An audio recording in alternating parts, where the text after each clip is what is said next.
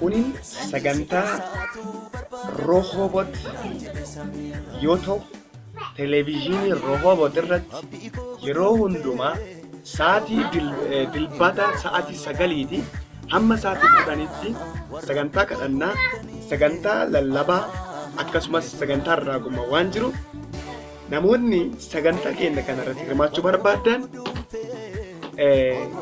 iddoo mana jireenyaa obbo Baqqalaa Urmaleetti sa'aatii 9 akkuma isinitti hime sa'aatii 9tti amma sa'aatii 10 walakkaa kan turu yoo ta'u sagantaa kana keessatti Waaqayyoo dhukkubsataa fayyisaa jira.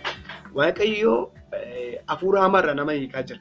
Kanaaf koottati sagantaa kana qoodadha. Akkasuma karaa toora bilbilaatiin akkasumas kadhannaa siif kadhannaa karaa toora bilbilaatiinis akkasuma Waaqayyoo hojii dinqii hojjechaa jira. Lakkoofsa bilbila as gaditti maskootii kanarratti argitan kanarratti dawaluudhaan akka tajaajila keenya argatan akkasumas karaa emailii keenya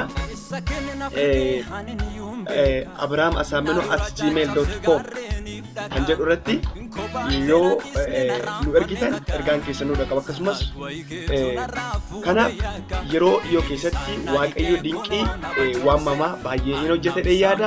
Ammas sagantaa keenya kana nu hordofaati. Sagantaa kana hojii wangeelaa kan wajjin hojjedha isiniin jenne isin affeerra kottaa. Io farse mal caballo farse io farse mal caballo farse